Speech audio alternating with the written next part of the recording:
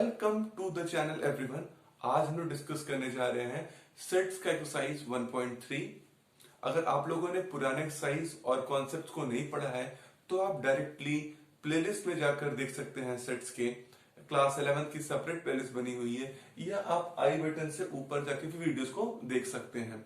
आइए हम देखते हैं क्वेश्चन नंबर फर्स्ट क्या है इस एक्सरसाइज का। देखिए फर्स्ट क्वेश्चन ये है, make correct statement by filling in the symbol this particular subset और नॉट सबसेट। मीन्स आपके सामने पहले एक सेट लिखा है और बाद में दूसरा सेट लिखा है और दोनों के बीच में एक डॉटेड स्ट्रक्चर बना हुआ है। तो बताना है क्या ये जो पहला लिखा है वो दूसरे वाले का सबसेट है कि नहीं। देखिए सबसेट के लिए सबसे कैरेक्टरिस्टिक क्या होता है कि अगर मैं बोलूं कि जो पहले लिखा है A is the subset of B, बेटा ए तभी बी का सबसेट होगा अगर सारे एलिमेंट ए के किसमें बिलोंग करेंगे, बी में बिलोंग करेंगे। अगर सारे बिलोंग करेंगे तो आप या मैं कहूंगा सब क्या है, सबसेट है, अदरवाइज ये सबसेट नहीं होने वाला। आइए देखते हैं 2 3 4 और 1 2 3 4 5, क्या ये 2 3 4 ये 1 2 3 4 5 का सबसेट है? तभी होगा अगर ये 2 3 4 जो पूरे सेट में पहले लिखा होगा अगर इसमें आ रहे होंगे। तो 2 आ रहा है, 3 आ रहा है, 4 आ रहा है, तो ये क्या हो गया, सबसेट हो गया। सबसेट का सिंबल आप यूज कर लीजिए। ठीक, सेकंड क्वेश्चन देखिए, ए बी सी सेट है और ये बी सी डी है। ये तभी इसका सबसेट होगा अगर इसके सारे एलिमेंट इसके अंदर होंगे, मतलब ए बी सी होने चाहिए। देखिए इसमें बी सी है बेटा, लेकिन ए नहीं है। अगर ए नहीं है, कोई एक एलिमेंट भी रह गया तो वो सबसेट नहीं होगा। तो ये सिंबल कैसा लगा देंगे, नॉट सबसेट का। Then third question, X is the student of A class 11th of your school. आप 11th क्लास में पढ़ते हैं, आपका स्कूल के 11th क्लास के बच्चे हैं एक सेट में। दूसरा बताना है क्या ये सबसेट होगा, x is that x is the student of your school. तो एक्स क्या है, स्टूडेंट है आपके स्कूल का। आप देखिए भैया, जितने भी 11th के बच्चे होंगे क्या वो सारे बच्चे आपके स्कूल के बच्चे नहीं होंगे, आपके स्कूल के तो बच्चे हैं। इसका मतलब जितने इसमें एलिमेंट होंगे सारे इस वाले सेट में आ रहे होंगे, मतलब स्कूल वाले सेट में आ रहे होंगे। मैं कहूं क्लास 11 का जो सेट है क्या वो स्कूल के सेट में होगा कि नहीं होगा। क्लास 11 के बच्चे सारे स्कूल के बच्चे होंगे नहीं होंगे, होंगे। तो इसीलिए ये क्या हो गया आपका, this will become set, subset. तो ये वाला थर्ड पार्ट में क्या हुआ, student of 11th is the subset of student of your school. आइए लगाते हैं फोर्थ पार्ट। फोर्थ पार्ट कह रहा है X is a circle in the plane और x is a circle in the same plane with a radius 1 unit। अभी अगर उल्टा होता तो ये सबसेट इसका हो सकता था, लेकिन यहां पे क्या बोल रहा है, एक सेट है सर्कल का, मतलब समझ रहे हो, पूरे खूब सारे सर्कल का क्या है ये एक सेट है। और उसमें क्या है, circle in the same with radius 1। अब इसमें कई सर्कल हो सकते हैं, इसका रेडियस 1 हो, तो बेटा क्या होगा, इसका ये मतलब नहीं हुआ कि जो इसमें एलिमेंट है वो सारे, इसमें तो 2 के भी आएंगे, 3 के भी आएंगे, 4 5 के भी तो रेडियस के आएंगे, लेकिन इसमें क्या है, सिर्फ एक यूनिट के रेडियस के आ रहे हैं। इसीलिए क्या होगा, सारे एलिमेंट इसके इसमें बिलोंग नहीं करेंगे।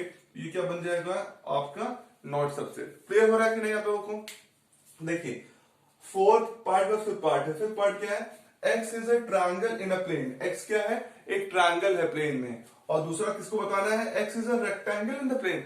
क्या ट्रायंगल का रेक्टेंगल से कोई रिलेशन होने वाला है क्या। ट्रायंगल, एक से ट्रायंगल का, दूसरा सेट रेक्टेंगल का है, तो सारे ट्रायंगल क्या रेक्टेंगल होते हैं क्या, नहीं होते हैं। तो यहां भी क्या हो जाएगा आपका, नहीं होगा, नॉट सबसेट। आइए लगाते हैं six part, X is an equilateral triangle in a plane. X क्या है, इक्विलेटरल ट्रायंगल का सेट है। ठीक बात है, X is a triangle in the same plane. अब देखिए क्या सारे सेट्स ऑफ ट्रायंगल और सारे सेट्स ऑफ इक्विलेटरल ट्रायंगल, मैं बोला एक ट्रायंगल का सेट है, उसमें ट्रायंगल है, राइट एंगल ट्रायंगल है, आइसोसेलेस है, आइसकैलन है, सब तरीके के ट्रायंगल है। और उसके अंदर क्या, जो ट्रायंगल जो है आपके, x is a triangle, equilateral triangle. तो अगर इक्विलेटरल ट्रायंगल, क्या आपके पूरे इस ट्रायंगल के सेट में नहीं आएंगे। मैं बोला आपके पास एक सेट, उसमें हर तरीके के ट्रायंगल है, ठीक है, वो ये वाला ट्रायंगल है, X is a triangle in the same plane वाला। और उसके अंदर क्या एक सेट है इक्विलेटरल का। तो अगर पूरे आपके पास बेटा क्या है, सेट्स है, तो सेट्स के अंदर क्या होंगे, इक्विलेटरल भी आएंगे। इसका मतलब सारे इक्विलेटरल सेम प्लेन में आते होंगे इस ट्रायंगल के साथ। इसका मतलब क्या हो गया आपका, ये सबसेट हो जाएगा आपका, means equilateral triangle will be subset of the triangle in the same plane. Clear बात है। आइए सॉल्व करते हैं क्वेश्चन नंबर 7। x इज an even natural number. x क्या है, एक इवन नेचुरल नंबर। जैसे मैं बोला कि 2 4 6 8 एंड सो ऑन। ठीक, क्या ये सबसेट हुआ किसका, x इज एन इंटीजर। इंटीजर क्या होता है आपका, -1 0 1 2 3 4। अब क्या जितने भी इवन नेचुरल नंबर होंगे क्या उसके सारे एलिमेंट इंटीजर में आएंगे? देखिए यहीं पे 2 4 6 8 की बात करेंगे तो जितने भी एलिमेंट हैं इवन के वो इंटीजर में आएंगे। अगर सारे एलिमेंट इसके अंदर आएंगे तो मतलब क्या है ये सेट नहीं, क्या है ये सबसेट होगा। मतलब क्या इवन नेचुरल नंबर का जो सेट है वो सबसेट किसका होगा? इंटीजर का होगा। क्लियर बात है आप लोगों को? कोई डाउट नहीं है ना? चलिए आइए सॉल्व करते हैं हम लोग second question. The second question is that you have to tell whether these statement are written, जो यहाँ पे स्टेटमेंट लिखे गए हैं वो ट्रू है और फॉल्स है। अगर आपको बताना है कि ये ट्रू लिखा गया है कि फॉल्स है ये कंडीशन, ठीक है। आइए पहला पार्ट को चेक करते हैं। फर्स्ट पार्ट बेटा लिखा है ए बी जो सेट है वो क्या है? नहीं सबसेट है बी सी ए का। तो क्या ये ट्रू है कि फॉल्स है? आपको पता है सेट वो होते हैं सारे एलिमेंट दूसरे सेट में बिलोंग कर रहा है। तो देख रहे हैं ए बी क्या है? इसमें बिलोंग कर रहा है ए बी में, लेकिन ये क्या लिखा है? नॉट सबसेट है। तो इसका मतलब ये ट्रू है कि फॉल्स है? फॉल्स है, क्योंकि ये तो सबसेट है बेटा ना। क्या होना चाहिए था इसको? इसको तो सेट सबसेट होना चाहिए था, और ये क्या लिखा गया है? Not subset. तो ये स्टेटमेंट क्या है आपका? फॉल्स है। सेकंड देखिए ए ई A is what the subset of X such that X is a vowel in the English alphabet। अब देखो vowel in the English alphabet क्या होता है? A E I O U, ये 5 वॉवेल्स होते हैं। तो क्या A E का जो सेट है इस सेट में बिलोंग करेगा? A E I O U में बिलोंग कर रहा है कि नहीं कर रहा है? Vowel A E I O U होते हैं और उसमें A E की बात कर रहा है। अगर इसमें बिलोंग करेंगे तो मतलब क्या सारे एलिमेंट इसमें बिलोंग कर रहे हैं, तो ये क्या होगा? सबसेट होगा ना। तो ये तो सबसेट लिखा भी है, इसका मतलब क्या है? जो स्टेटमेंट है वो क्या है आपका? ट्रू है। क्लियर बात है। आई थर्ड पार्ट पे आते हैं। थर्ड पार्ट में क्या लिखा है? 1 2 3 इज अ सबसेट ऑफ 1 3 5। अब देखिए अगर सारे एलिमेंट इसमें बिलोंग करेंगे बेटा तभी तो ये सबसेट होगा। 1 बिलोंग कर रहा है, 2 बिलोंग नहीं कर रहा है, तो कैसे ये लिखा है सबसेट? इसका मतलब ये तो नॉट सबसेट होना चाहिए था। मतलब ये स्टेटमेंट क्या हो गया आपका? फॉल्स स्टेटमेंट हो गया। ठीक बात है। क्या स्टेटमेंट हो गया आपका? फॉल्स स्टेटमेंट हो गया। क्लियर है। आइए फोर्थ पार्ट में देखते हैं। फोर्थ पार्ट कह रहा है, फोर्थ है ए, ठीक है। ए सेट जो है वो क्या है? बिलोंग करेगा, क्या सॉरी बिलोंग नहीं, सबसेट होगा एबीसी का। क्या सबसेट होगा एबीसी का? मतलब ए इसमें भी होना चाहिए। तो इस सेट में ए है, हाँ भाई ए तो है, तो ये सबसेट लिखा भी है। इसका मतलब ये स्टेटमेंट क्या हो गया आपका? ट्रू स्टेटमेंट हो गया। आइए फिफ्थ पार्ट समझे। देखिए दोनों में ही डिफरेंस है। अगर मैंने क्या बोला सारे एलिमेंट इसे बिलोंग किए हैं, सबसेट होगा, ठीक है, तो इसका मतलब ये ट्रू हो गया। अब ये बोल रहा है set A belong in this. Set ए, क्या सेट ए पूरा इसमें बिलोंग कर रहा है? मतलब अगर ऐसे लिखा होता ये ए बी सी में और बेटा इस प्रकार लिखा होता तो हम कहते कि हाँ सेट ए इसमें बिलोंग कर रहा है, लेकिन इसमें हम एलिमेंट की बात नहीं कर रहे हैं, सेट की बात कर रहे हैं। कर्ली ब्रेसेस में लिखा है तो सेट लिखा है। अगर कर्ली ब्रेसेस में, इसमें तो लिखा नहीं, ये तो बिना कर्ली ब्रेसेस का है, तो इसका मतलब इसमें ए बिलोंग कर रहा है, सेट ए बिलोंग नहीं कर रहा है। इसका मतलब ये स्टेटमेंट क्या हो गया बेटा आपका? फॉल्स स्टेटमेंट हो गया। क्लियर बात है। बहुत ध्यान समझिएगा। यहाँ पे सबसेट था क्योंकि इसमें एलिमेंट की बात करता है, ए इसमें बिलोंग कर इसलिए सबसेट था, लेकिन यहाँ पे बोल रहा है सबसेट नहीं, यार बोल रहा है क्या सेट ए पूरा इसमें बिलोंग कर रहा है? क्या बेटा सेट ए कहां बिलोंग कर रहा है? यहाँ पे तो एलिमेंट ए बिलोंग कर रहा है। क्लियर बात है। इसीलिए स्टेटमेंट क्या हो गया? फॉल्स हो गया। लास्ट वाला क्वेश्चन को देखिए, सिक्स पार्ट को। X such that x is an even natural number less than 6। अब मुझे बताइए even natural number less than 6 क्या होंगे? 2 होंगे और 4 होंगे। ठीक बात है। ये दो तो इवन नेचुरल नंबर हुए। 6 लेस देन 6, 6 तो नहीं आना चाहिए। और कह रहा कि सबका सबसेट हो x is a natural number which is divide 36। 36 को डिवाइड करने वाले कौन कौन से नेचुरल नंबर हो सकते हैं? देखिए 1 2 3 4 5 नहीं 6 7 8 नहीं 9 12 फिर 13 14 नहीं होगा, फिर डायरेक्टली आपका 18।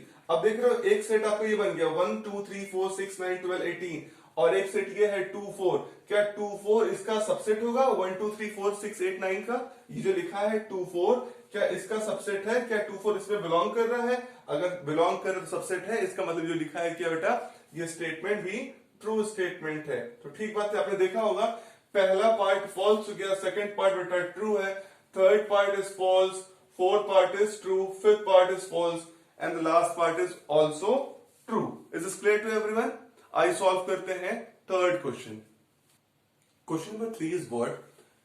It is given set A. एक सेट ए गिवन है, उसमें देखिए एलिमेंट्स क्या है, बहुत ध्यान से देखिए। उसमें एलिमेंट है 1 2 और एक सेट है 3 4। जब भी मैंने आपसे बताया है पुराने वीडियोस में, पुराने लेक्चर्स में, उसमें हमेशा कि 3 4 अगर कभी भी ब्रशेस के अंदर कोई भी एलिमेंट लिखा है तो वो एलिमेंट नहीं होता है, वो सेट बन जाता है। और अगर किसी सेट के अंदर लिखा है तो देखो 3 4 अकेले, जैसे ये 3 4 ऐसे लिखा जाएगा ना, तो ये क्या हो गया, अभी पूरा एक सेट बिलोंग कर रहा है। ठीक बात है, मतलब इसमें 3 नहीं बिलोंग कर रहा है, इसमें 4 नहीं बिलोंग कर रहा है, इसमें एग्जैक्टली एक सेट ही बिलोंग कर रहा है जो 3 4 वाला सेट है। इस बात ध्यान रखिएगा। फिर क्या है, 5 है, तो बहुत ध्यानपूर्वक समझिए। क्वेश्चन बोल रहा है कि आपके पास ये सारी इंफॉर्मेशन है जिसमें 1 2 सेट में है, 5 है और एक सेट 3 4 ही है। किस सेट में, ए में बताना है। तो इतने सारे स्टेटमेंट यहाँ पे 11 तक दिए गए हैं, बताना है which of the following statement are incorrect and why. ये सारे स्टेटमेंट इसमें कौन से गलत हैं और क्यों गलत हैं। और बताऊं आपसे बात, अगर आप ये क्वेश्चन को समझ जाओगे तो मैक्सिमम कॉन्सेप्ट जो है आपका वो सेट का बड़े आराम से क्लियर हो जाएगा। आइए देखते हैं पहला क्वेश्चन क्या है। पहला क्वेश्चन बोल रहा है क्या 3 4 इज अ सबसेट ऑफ ए, मतलब कह रहा है कि एक सेट है जिस सेट में 3 और 4 एलिमेंट है। ठीक बात है, बहुत ध्यान समझिएगा। ये सेट क्या इस सेट का सबसेट है। और आप लोगों को मैंने बता चुका हूं कई बार कि सबसेट तभी होता है every element of this it is belong in this set. अगर इसके सारे एलिमेंट इसमें बिलोंग करेंगे तो ये सबसेट है, अदरवाइज ये सबसेट नहीं है। तो बताइए मुझे, क्या ए सेट में 3 और 4 एलिमेंट बिलोंग कर रहा है। अगर आपसे मैं कहूं क्या 3 बिलोंग कर रहा है ए में या 4 बिलोंग कर रहा है ए में, बोलो क्या 3 ए में है, कहोगे तुम हाँ सर है। नहीं बेटा, 3 और 4 एग्जैक्टली क्या है, एक सेट है, एलिमेंट नहीं है। अगर ये ब्रैकेट नहीं लिखा होता तो तुम कहते कि हाँ सर अब ये जो है इसका सबसेट है। लेकिन ये ब्रैकेट जो लगा दिया, ये बहुत महत्वपूर्ण बात है। ये बता रहा है कि 3 और 4 जब भी आएंगे वो एक एलिमेंट है, मतलब वो क्या है आपके, वो एक सेट है, एलिमेंट नहीं है। इसीलिए स्टेटमेंट क्या हो गया, इनकरेक्ट स्टेटमेंट हो गया। ये स्टेटमेंट क्या हो गया, इनकरेक्ट। और इसका एक्सप्लेनेशन क्या हो सकता है, क्योंकि 3 नहीं बिलोंग कर रहा है ए में, 4 नहीं बिलोंग कर रहा है ए में। क्लियर बात है, इस बात को समझ लीजिएगा। ये 3 4 is a set not an element. Clear बात है। आई सेकंड पार्ट में सॉल्व करते हैं। बोल रहे हैं क्या 3 4, क्या सेट 3 और 4 बिलोंग कर रहा है ए में। बहुत ध्यान समझिएगा, क्या सेट एलिमेंट 3 नहीं, ऐसे बोलता है एलिमेंट के लिए 3 बिलोंग्स इन ए। यहां पे इसने ब्रैकेट के अंदर लिखा और पूछा क्या आपको ये सेट 3 और 4 जो है वो एक कंबाइंड सेट क्या ए सेट में है। तो देखिए आपके ए सेट में 3 और 4 है, तो इसका मतलब ये स्टेटमेंट क्या हो गया आपका, करेक्ट स्टेटमेंट हो गया। क्लियर बात है। थर्ड पार्ट पे आइए। तो ये थर्ड क्वेश्चन का क्या इंपॉर्टेंस है, थर्ड क्वेश्चन का इंपॉर्टेंस है कि कौन सा सेट देख रहे हैं, पहले एक ब्रैकेट लगाया, उस ब्रैकेट के अंदर एलिमेंट लिखा कौन सा, ये एलिमेंट आया 3 4, एक एलिमेंट आया। तो बोल रहा है क्या ये वाला 3 4 आपका ये पूरा एग्जैक्टली इस सेट का सबसेट है। इस 3 4 इज सबसेट ऑफ ए। आपको पता है सबसेट तभी होगा अगर सारे एलिमेंट किसी उस सेट में बिलोंग करे जिस सेट के सबसेट होने की बात हो रही है। तो क्या ये 3 4 एज अ सेट बिलोंग करता है ए में। देखिए 3 4 एज अ सेट बिलोंग करता है। ये पूरा देखिए डबल ब्रेसेस में, और इसमें फर्क देखिए क्वेश्चन नंबर 1 और क्वेश्चन नंबर 3 में। क्वेश्चन नंबर 1 में 3 और 4 एक सेट की बात कर रहा था जिसमें एलिमेंट 2 थे, 3 और 4 एलिमेंट थे। क्वेश्चन नंबर 3 में एक सेट की बात कर रहा है जिसमें केवल एक एलिमेंट है जो ब्रैकेट के अंदर लिखा गया है। किसी की ब्रैकेट है और ब्रैकेट के अंदर जो लिखा जाता है वो क्या होते हैं, एलिमेंट होते हैं। तो देख रहे हैं इस दो ब्रैकेट के अंदर एक ब्रैकेट में सेट एलिमेंट लिखे गए हैं, तो ये इंडिविजुअली एक ही एलिमेंट हुए। कौन सा एलिमेंट हुए, 3 और 4 हुए बेटा। तो 3 और 4 कहां बिलोंग कर रहे हैं, क्या इसमें ए में बिलोंग कर रहे हैं, हाँ बिलोंग कर रहे हैं। इसका मतलब अगर सारे एलिमेंट इसके इसमें है तो वो क्या सबसेट है। तो ये सबसेट होगा कि नहीं होगा, मतलब ये स्टेटमेंट क्या है आपका, करेक्ट हो गया। क्लियर है। चलिए आइए फोर्थ पार्ट लगाते हैं।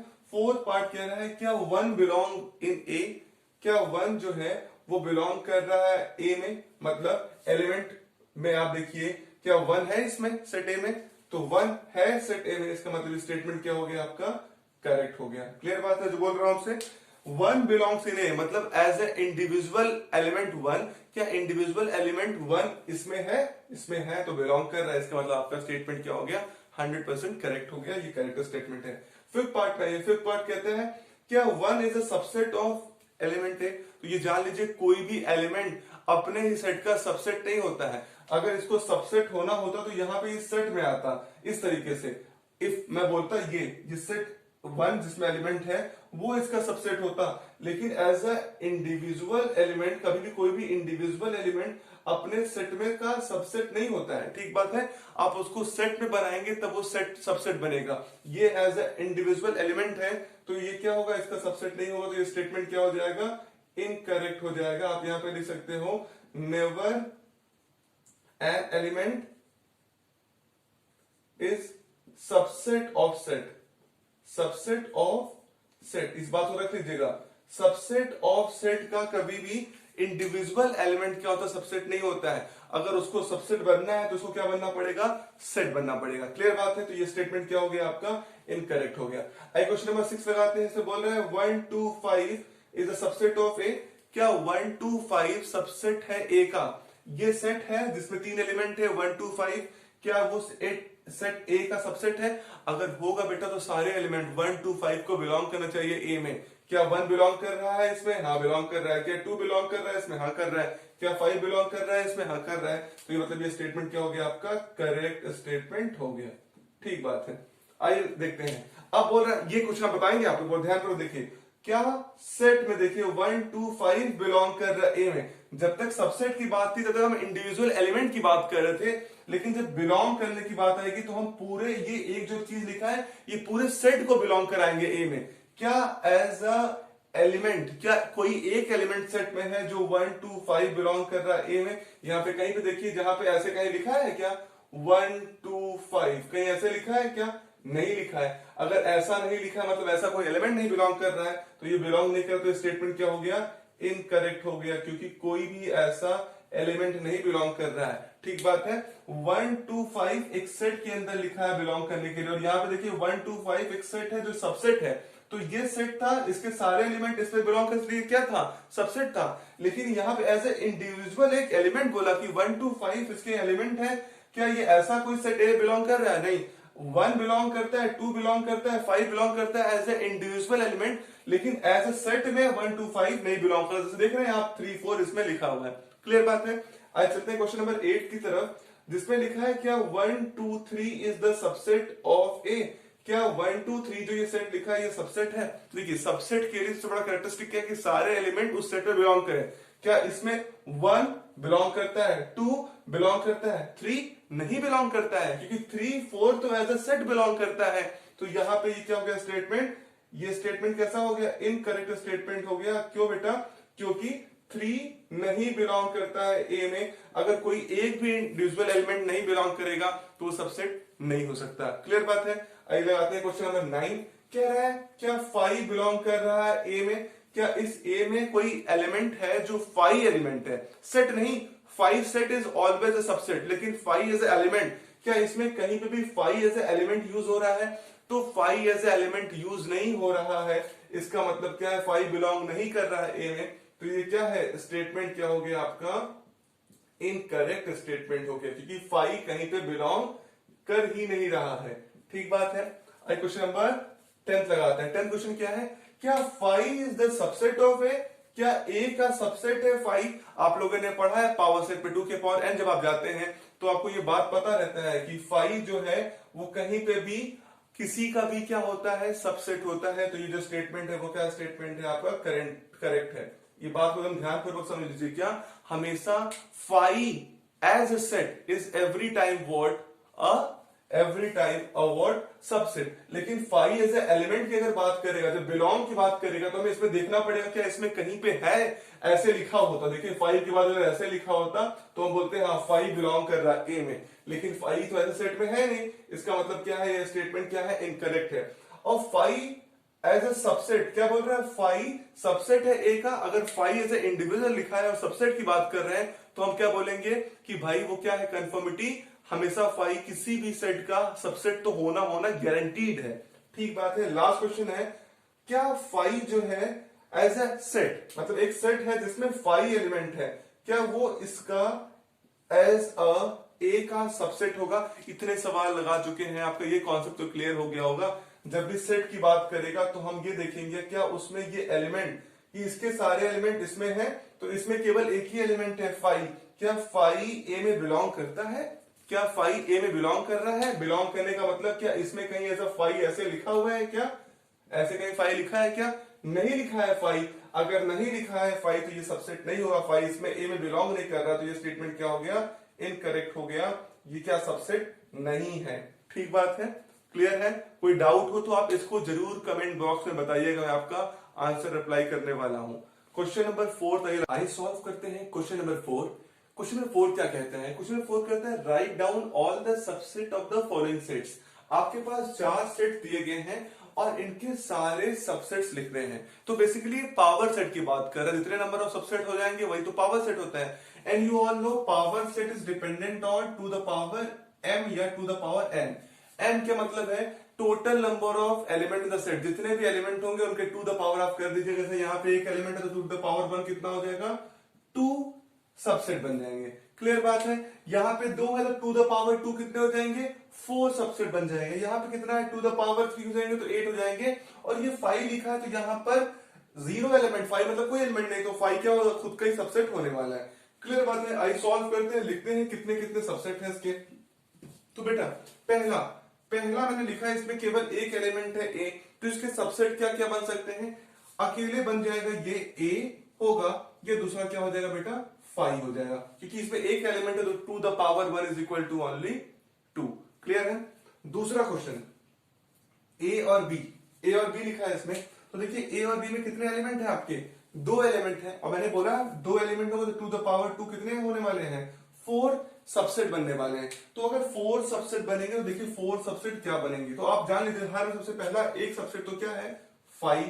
ठीक, दूसरा इंडिविजुअल एलिमेंट ए, फिर दूसरा सेकंड इंडिविजुअल एलिमेंट बी, और आखिरी में दोनों जो खुद सेट है वो भी क्या हो जाएगा?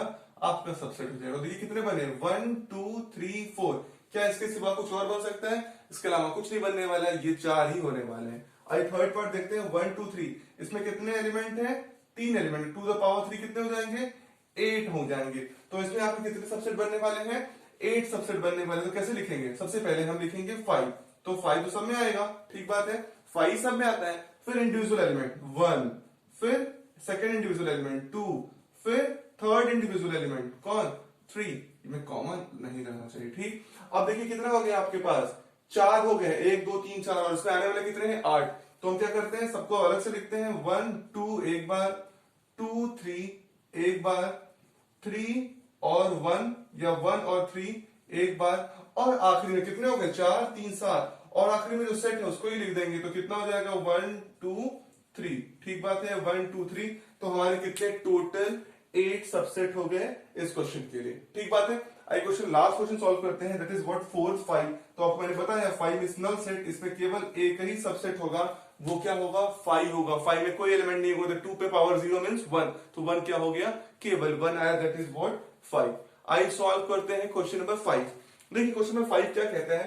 क्वेश्चन नंबर 5 कहते हैं how many element has PA मतलब power set of A if A is equal to 5। तो देखिए मैंने बताया है कि पावर सेट में कितने एलिमेंट होंगे, मतलब कितने सबसेट बन सकते हैं। इट इज डिपेंडेंट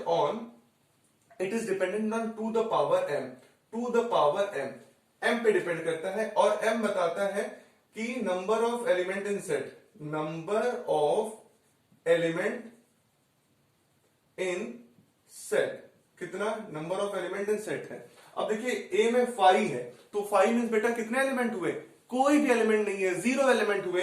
तो इसके पावर ऑफ कितना आएगा? टू द पावर है, मतलब 2 के पावर 0 मतलब कितना हो गया? 1। तो कितने एलिमेंट आए इस पावर ऑफ ए में? पी ऑफ ए में कितने आए एलिमेंट? केवल एक एलिमेंट आए। इस बात को फिर से समझ लीजिए कि पावर सेट में कितने एलिमेंट होने वाले हैं, ये डिपेंडेंट है 2 के पावर m में, मतलब कितने सबसेट बनने वाले हैं डिपेंडेंट है 2 के पावर m पे। m is what? Total number of element in the set. Total number of element set में कितने हैं? 1 है। अगर 5 है तो मतलब 0 है। अगर 0 है तो 2 के पावर 0 कितना हो गया? 1 हो गया, मतलब पावर सेट पे कितने एलिमेंट हो गए? 1। The sixth question is what? Write the following as interval। आपको मैंने क्लोज इंटरवल, ओपन इंटरवल पढ़ाया है। अगर आप लोगों ने नहीं पढ़ा है तो जाके प्लेलिस्ट में जाके देख लीजिए, बहुत इंपॉर्टेंट टॉपिक है।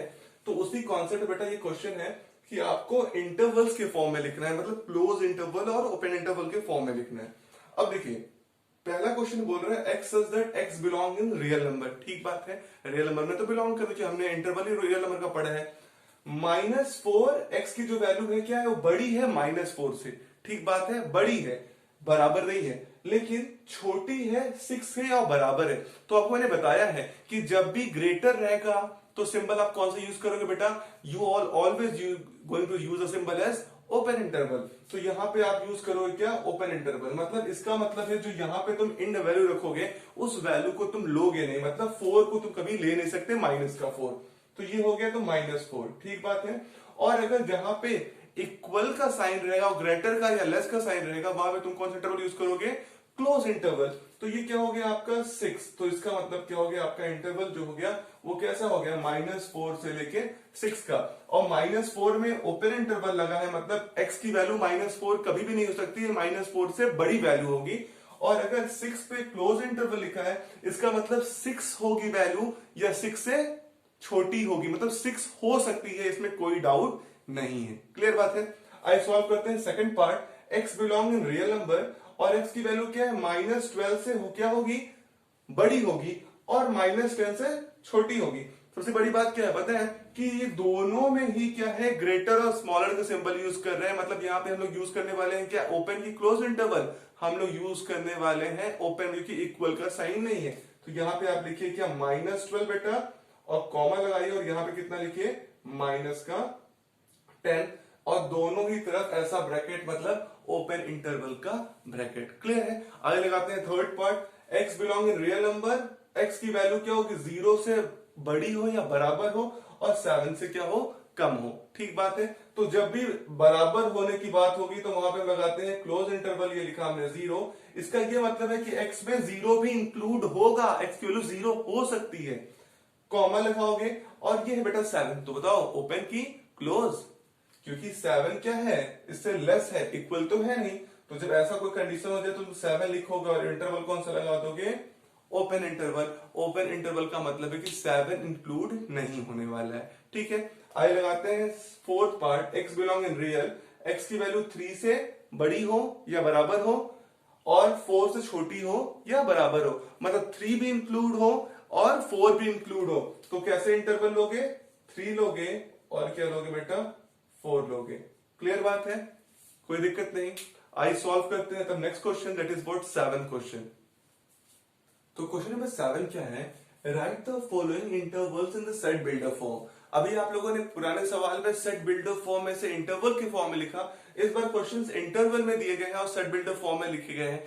तो कॉन्सेप्ट वही है कि अगर जहां पे ओपन इंटरवल होगा वहां पे इक्वल साइन नहीं लगाएंगे, और जहां पे क्लोज इंटरवल होगा वहां पे आप इक्वल साइन लगाएंगे। आइए सॉल्व करते हैं फर्स्ट पार्ट।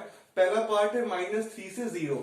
तो बेटा अगर -3 से 0 की बात मैं कर रहा हूं तो यहाँ पे कैसे लिखूंगा, मैं यहाँ पे ऐसे लिखता हूं कि एक सेट है, इसमें क्या है, x सच दैट, इसकी कैरेक्टरिस्टिक क्या है, x सच दैट। x कहां बिलोंग करेगा, x belongs in real number, x such that x belongs in real number. और अब x के बारे में लिखो, x कहां से कहां लाई करने वाला है। तो देख लो x -3 से 0 के बीच में लाई करने वाला है, और दोनों ही इंटरवल क्या है आपके, इंटरवल दोनों ही ओपन है, मतलब इक्वल साइन नहीं लगाओगे। तो क्या हो जाएगा, x की वैल्यू -3 से बड़ी होगी, लेकिन 0 से क्या होगी, छोटी होगी। ये आपका हो गया सेट बिल्डर फॉर्म में। अगर आप के पास ओपन इंटरवल है तो ओपन इंटरवल में डायरेक्टली आप वैल्यूज को रखते हो और वहां पे इक्वल साइन नहीं लगाते हो। और अगर क्लोज इंटरवल रहेगा तो आप ग्रेटर और इक्वल लगाओगे या लेस और इक्वल लगाने वाले हो। क्लियर बात है। आई सॉल्व करते हैं सेकंड पार्ट। देखिए सेकंड पार्ट में आपके यहाँ पे क्लोज इंटरवल है, तो फिर प्रॉपर्टी में ऐसे लिखो सेट बिल्डर फॉर्म में, x such that x belongs in real number, comma. अब प्रॉपर्टी लिखो, प्रॉपर्टी क्या है कि x जो होगी उसकी वैल्यू 6 से 12 के बीच में, और साथ साथ 6 भी ले सकते हैं और 12 भी ले सकते हैं। तो यहाँ पे ग्रेटर लेस देन का सिंबल लगाओ, तो 6 से क्या होगी, x की वैल्यू बड़ी होगी या बराबर होगी, और 12 से छोटी होगी या बराबर होगी। क्लियर बात है। जब भी आपके पास सिंबल कैसा बन जाए, क्लोज इंटरवल का होगा, तो वहां पे आप इक्वल और ग्रेटर का साइन दोनों लगाने वाले हो। क्लियर बात है। क्वेश्चन नंबर थर्ड पे देखते हैं। थर्ड है 6, यहाँ पे एक तरफ ओपन है और एक तरफ है क्लोज। तो बड़ा आसान तरीके से लिखोगे तुम, x such that x belong in real number, property लिखो x की, x सच दैट हर तरफ आपको ये सिंबल तो यूज करता ही करता है। अब मैं बता रहा हूं आपको क्या करना है, 6 लिख लो एक तरफ और एक तरफ लिख लो 12। अब जिस तरफ बेटा ओपन इंटरवल है वहां तो बस ग्रेटर और स्मॉलर की बस सिंबल लगाना होता है तो लगा दिया, और जिस तरफ क्लोज इंटरवल है उधर क्या करना पड़ेगा, तुम्हें लगाना पड़ेगा इक्वल का सिंबल भी, तो मैंने इक्वल का सिंबल लगा दिया। क्लियर बात है। आइए सॉल्व करते हैं क्वेश्चन नंबर 4।